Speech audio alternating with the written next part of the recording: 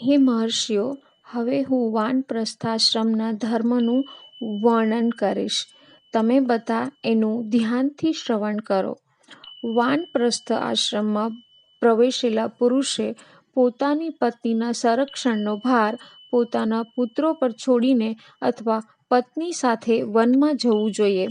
વાનપ્રસ્થ ધર્મનું પાલન કરનાર બ્રહ્મચર્ય વ્રતનો નિર્વાહ કરતો રહીને પોતાના શ્રોત અગ્નિ તથા ગૃહ અગ્નિની સાથે વનમાં જાય, શાંત અને ક્ષમાવાન રહીને અહર્નિશ દેવોની ઉપાસનામાં લીન રહે, તો ખેડ્યા વિનાની જમીનમાંથી ઉત્પન્ન અન્ન દ્વારા અગ્નિદેવ, પિતૃઓ, દેવતાઓ, અતિથિઓ તથા સેવકોને તૃપ્ત કરે. આત્મજ્ઞાનમાં તત્પર રહેનારો તે વાનપ્રસ્થથી દાઢી, જટા તથા લોમ રાશિને ધારણ કરે તથા તેમને પ્રતિગ્રહ અર્થાત દાન લેવાથી દૂર રાખે.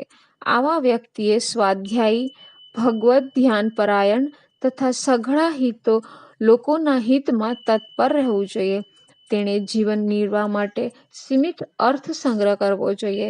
તેની પાસે જે કંઈ શેષ સામગ્રી હોય એનો આસો માસમાં પરિત્યાગ કરીને તેણે વ્રત કરીને જ સમય વ્યતીત કરવો જોઈએ.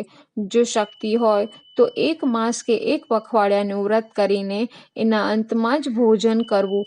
આવો વ્રતી પોતાના દાંતને જ ખાંડણિયા માનીને તેમાંથી જ અનાજને ફોતરા રહિત કરીને પોતાની પ્રાણ રક્ષા માટે ઉપયોગમાં લે છે. વાનપ્રસ્થે ચંદ્રાયણ વ્રત કરવું જોઈએ અને તે પોતાના બધા ધાર્મિક કર્મોનું સંપાદન યથાસંભવ ફળાહારથી કરે, અન્નથી નહીં. તે ગ્રીષ્મ ઋતુમાં પંચગ્નિ વચ્ચે બેસે, વર્ષા ઋતુમાં ખુલ્લા ચબૂતરા પર બેસે અથવા હેમંત ઋતુમાં ભીના વસ્ત્રો ધારણ કરીને યોગાભ્યાસ દ્વારા દિવસો વિતાવે. જે તેને કાંટા ભોગે એના પ્રત્યે પણ ક્રોધ ન કરે અને જે શરીરમાં ચંદનનો લેપ કરે એના પર પણ પ્રસન્ન ન થાય, એ બંને સાથે સમભાવ રાખે. વાનપ્રસ્થીઓમાં સુખ દુઃખમાં સમ રહેવાની ક્ષમતા હોવી જરૂરી છે.